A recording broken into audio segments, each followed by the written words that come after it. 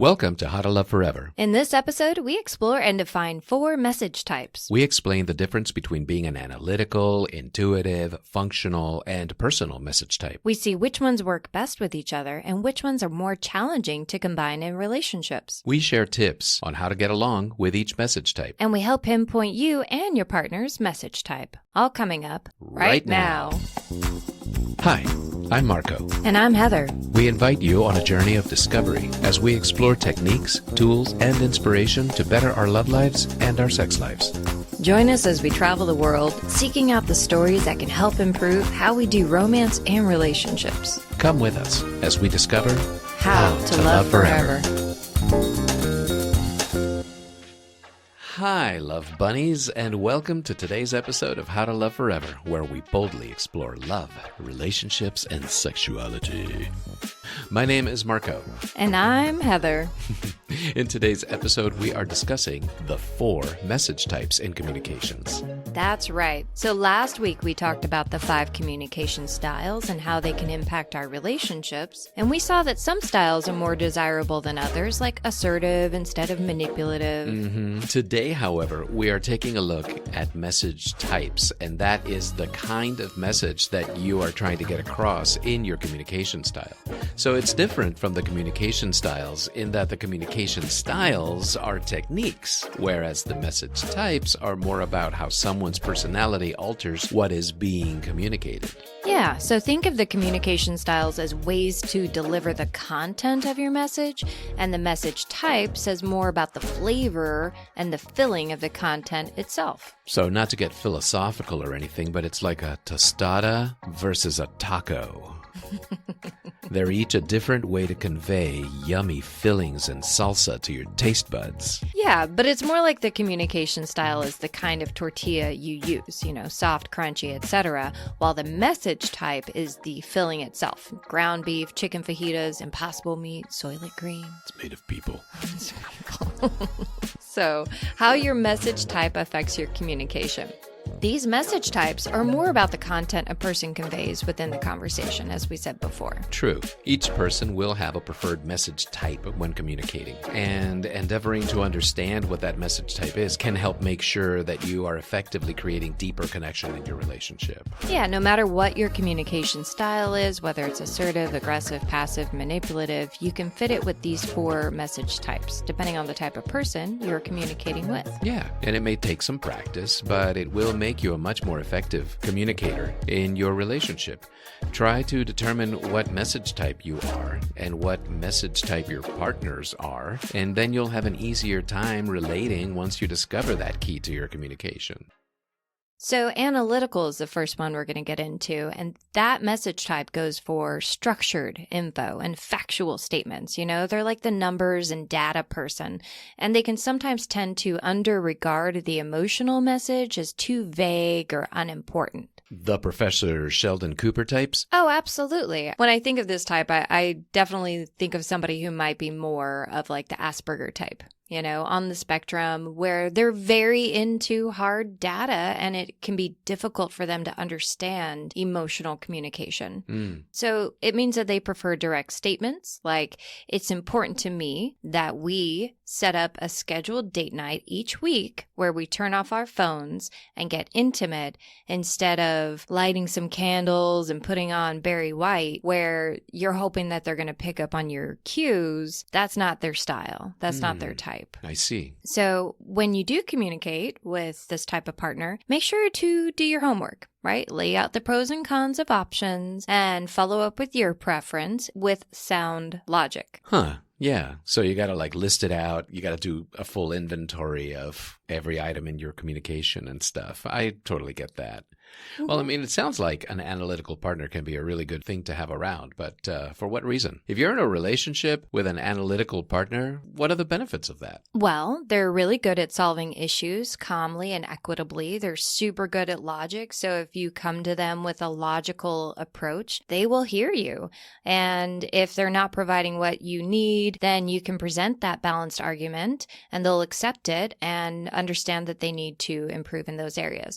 So people that that I know who have come to me with requests on how to get more of what they need in their relationship with an analytical person. Mm-hmm. Again, I'm not a relationship therapist, guys. However, my advice has been along the lines of explain, I need more intimacy. I need to feel loved. And I feel loved when you specifically spend intimate time with me X amount a week or whatever. Right. You have to quantify what it is that you need. Exactly. I need X thing from you. I need W thing from you. Right. And it may seem, quote unquote, unromantic, but it's about understanding who they are, how their brain works, and that they love you. They just need to understand how to show you that love in a way that you will appreciate. I see. Right?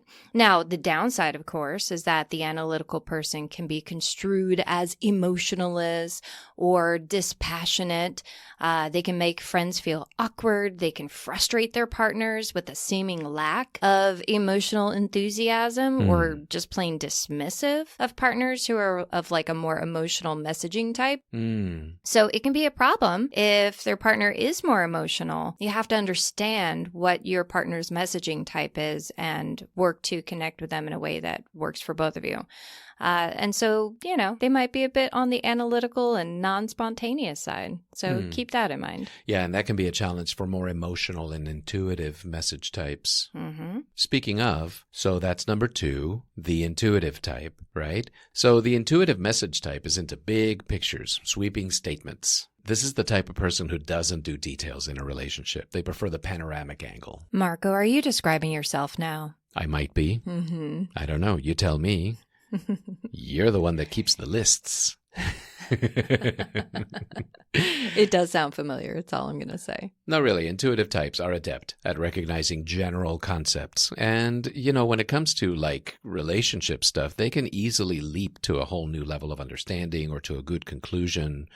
They often bring great insight and further relationship goals with ease, so it is a perfectly fine message type to be. It's just absolutely different than something like the analytical type. Yeah, I would say it's on the opposite end of the spectrum, right? Yeah. And as such, you need to know how to communicate with this type of communicator in its own right.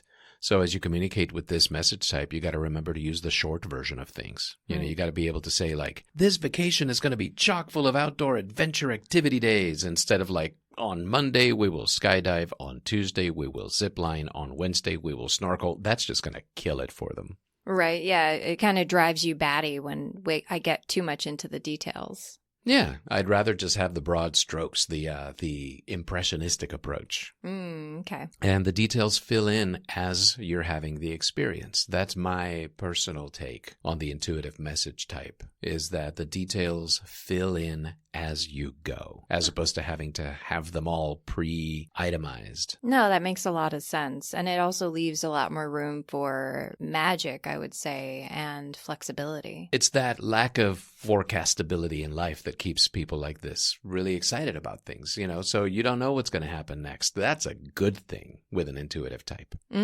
So the upside of being in a relationship with this particular message type is that they do get the ideas very quickly, and they're usually ready to contribute immediately. Their enthusiasm just kind of takes over the moment they have the vague picture, and they start contributing and like doing stuff, wanting to fill in, right? They don't need to be convinced about stuff. They get you and they get it. And then let's just go for it.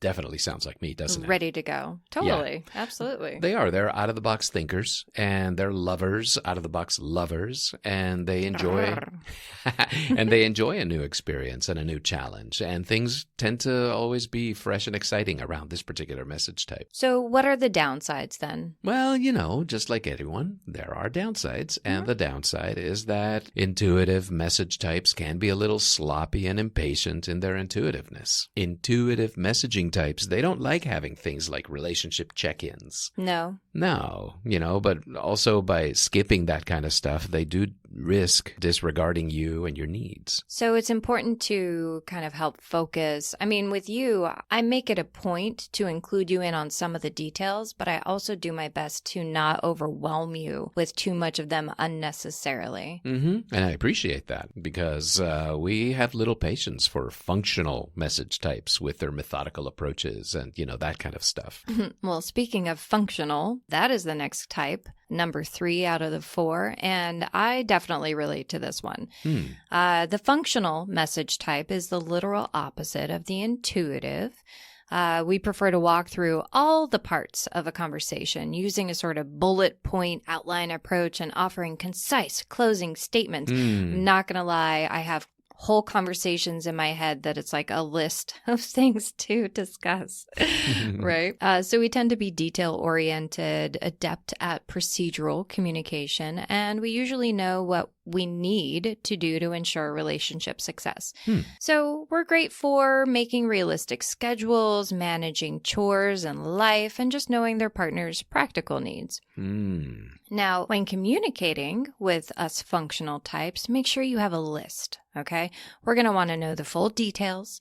We don't necessarily need emotional feedback or the overall picture. We want the full spread of details. Boy, don't I know it. This is the challenge for me every time, is that I have to convince you with a whole bunch of details when I myself don't even want to know the details. It's good for both of us because you break me out of being too methodical and I help your intuitiveness be a little more organized, right? So if you say things like, I want us to have a satisfying vacation, so I would like for you to study the destination, check reviews, recommend restaurants, and come up with 3 activities you'd like to do together, it's going to be a lot better for me than something like, I wish you'd involve yourself more in planning our vacation. That's so vague and murky. I just get overwhelmed by it. And I'm like, I don't know what you want. Right. And that's so vague and murky that it excites me into doing it. That's hilarious. So if you're a functional type communicator, message person, what are the benefits of being with somebody like that? Well, the benefits of a functional type message person is that our detail-driven mind is geared towards not missing a single step, right? So we'll focus on accomplishing goals in our relationships once they're laid out in a really nice and itemized manner. Our thorough natures make sure that everything is satisfying and that all the boxes are successfully ticked, which is so romantic. I know. Obviously, the downside is that our procedural focus or step-by-step approach, it can lead to an inflexibility and a lack of immediate understanding when plans change or needs evolve, right? So if someone like me, a functional type, is in a relationship with someone like you, an intuitive type. The intuitive type is fucked. No. Oh, did I get the wrong message? I'm sorry. Go on. What were you saying? Well, it can be a little bit like oil and water, which can also be exciting. And it can be hard for those two types to harmonize at first. However, if you can work through the differences in style, a kind of synergy can take place where the functional type, like me, can take care of the boring practical minutiae of relationship and lifestyle needs, while the intuitive type brings excitement and focuses on the big, beautiful, broad picture, and we're both awesome. Yeah, it sounds like mutual benefit for all because the structure gets taken care of and also the color. Yeah. It's kind of like how I paint the corners and edges when we're painting a room and you do the big swath of rolling. We're getting so much mileage out of that personal analogy. We do a lot of painting, guys. We do a lot of painting. We have done a lot of painting. We have done so much painting. So much painting. Don't ever own a house. So much painting. I kind of miss painting right now. All right. So what's the fourth one, Mr. Marco? So the fourth message type is the personal message type. And this is kind of opposite to the analytical message type on the spectrum. They prefer to use emotional language and value the intimate connection with their partner. You know, they're seeking to know how their partner is feeling as well as what they're thinking.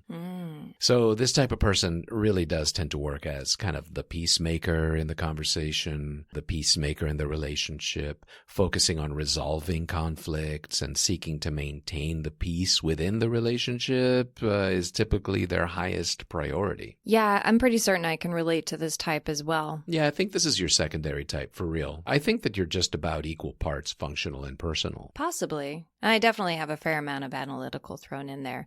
So with the personal messengers, like what is the best way to communicate with them? So with a personal messenger type, honestly, what you want to do is like lean into the emotional component of communication. Mm-hmm. So something like, do you feel as though you are getting enough support and appreciation from me? Oh, that's so hot. It has been seeming as though you're a little frustrated lately, and if there is something more you need from me, please let me know because I love you and I want you to be happy. Oh my God, I love hearing that so much. God, it's so hard for me to get there. But it feels so good. because for me, it's just more like, it's awesome, isn't it? And that's about it. That's but not true. But nah, really the upside of being with this type of person is that, they're deeply and emotionally present for their partners. So they can foster deep bonds really, really quickly. And you do. Oh, thank you. I didn't mean it as a compliment. Oh. Rude. I'm just kidding, of course. No, but they are. The personal message types, they're focused on building the relationship as a team, and they're not afraid of putting life on pause in order to address conflicts. Okay, but what are the downsides? Well, the downside to this type is that they really might be too emotional for some other types. So analytical people, especially, for example, can find it difficult to appreciate what a personal type has to say because one of them's like all data and facts and the other one's all emotions and stuff, Mm-hmm. So, analytical people might like disregard their opinions, which can obviously lead to hurt feelings and resentment in the personal messenger type. Mm-hmm. So you got to avoid being too dry or too logical with a personal type. Instead, if you give them the space to voice their feelings, then they'll be able to listen to your point of view and you'll be more likely to cooperate as a team later on. Yeah, that makes sense. You got to honor their emotional type and let them get to a space where you can connect in like a more rational manner. Yeah, I would say. Is that what you do with me? I don't know how rational of a type I am. What would you say your types are? I mean, obviously you're intuitive. Yeah, I'm the intuitive type, and I think I'm probably somewhat personal, but I might be more functional than personal. Really? Well, yeah, because I am procedural in a lot of stuff. That's where my creativity comes in, is I study up on things, for example, and when I do learn new techniques or new creative procedures and stuff, I really go deep and study. I go in and I figure out how it's going to all work out before I jump in. It's like I did with podcasting or like I did with the carpentry inside our new house when we bought it, that kind of situation. So tell me if I'm wrong, but I think that sounds like you're more analytical than functional, because analytical is all about breaking down the specifics, like the raw logical data, as opposed to just the details and organizing. Well, that's the thing with these message types, is that you are probably a combination of all of them at any given time. So it's like dials that you turn up and down, and you might use one or two of them more than the others, but everybody has these messages going on inside them all the time because they are indicative of internal dimensions that we have as personalities. Everybody has an emotional side, for example. Everybody has an intuitive side. Everybody has an analytical side. It's just how adept are you at communicating with that particular focus in mind? I really like that. It's kind of like learning different languages. So you might need to communicate in the language of math as an analytical, and you need to communicate in the language of emotions as the personal, etc. But yeah, they're all different languages. Yeah. It's like you are a house. And a house requires plumbing, and a house requires electrical, and a house requires carpentry, and a house requires paint. Paint again. And so they all make up the house, just like these 4 message type qualities make up you. It's just which one is more important at any one particular time when dealing with the process of you being you. Absolutely. And in relationships, it's pretty crucial to have a fair amount in common with your partner, right? So if your longtime goals and the values you hold most dear, have those in common. But if you understand who you are and you know what your messaging type is or types are or tend to be, know that in your partner as well. And then you can connect in really beautiful ways and create more of a harmony as opposed to like a one note song. Yeah, I get that. And it is. It's important to know what message type is coming out from your partner at any given time. Be able to recognize when they're being analytical or intuitive, for example, and to be able to respond to that particular message type as it comes across. Right. It's recognizing the language that they're speaking in. Like if Marco speaks to me in Spanish, I know that, okay, Spanish, it's a different language. It's the same thing with messaging types. Yeah, exactly the same thing with messaging types. They are languages that come out from your psychic body. And by psychic, I don't mean like woo-woo, like flowers and shit. No. I'm talking about psychic as in psychological. Your internal makeup is parts analytical, parts intuitive, parts functional, parts personal. So they will manifest themselves in your communicating, which is why this is different than the 5 communication styles from last week. And listeners, if you haven't heard that episode, this is sort of a follow-up to that particular episode, 5 communication styles.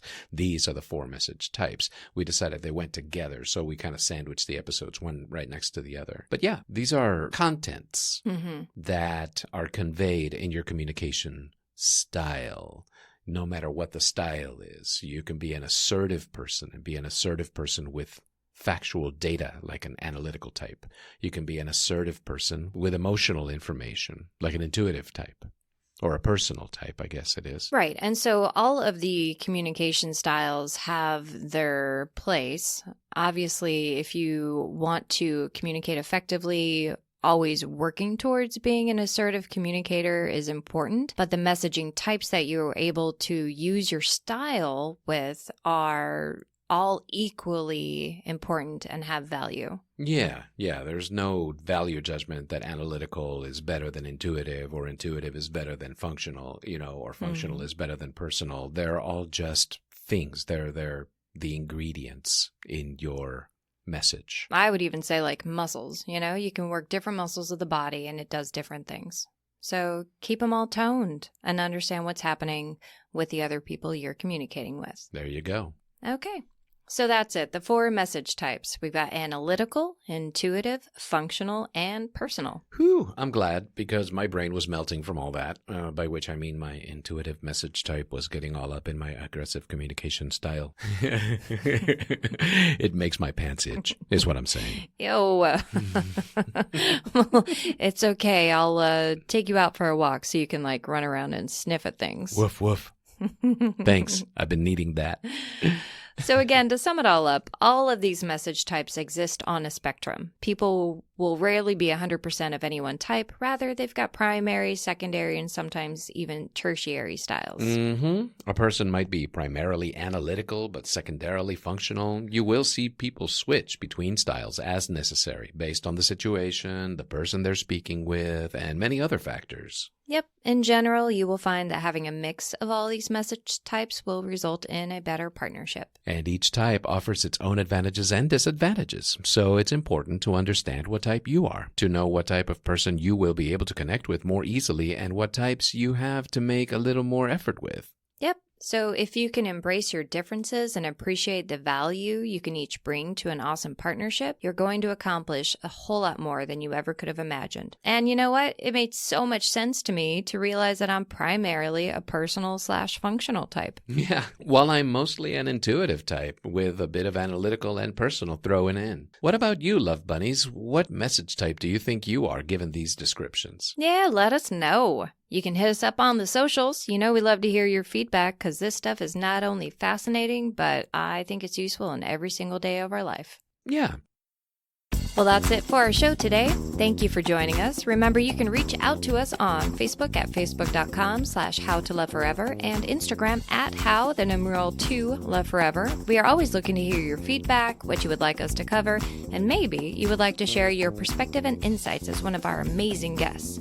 You can also share your story with us, and if you would prefer to stay anonymous, just email us at contact@howtoloveforever.com.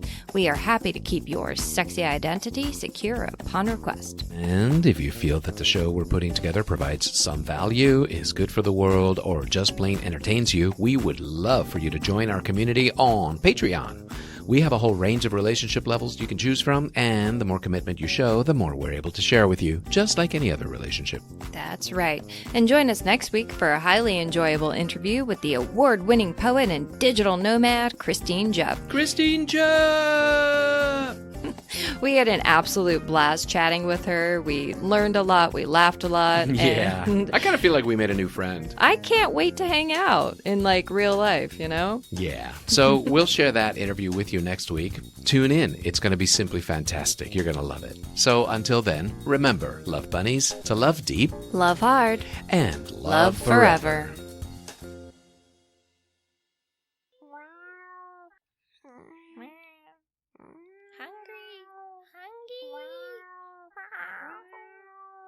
I'm a cat communicator type. Okay. No, you're not. Well, you might be. I might actually be. Okay.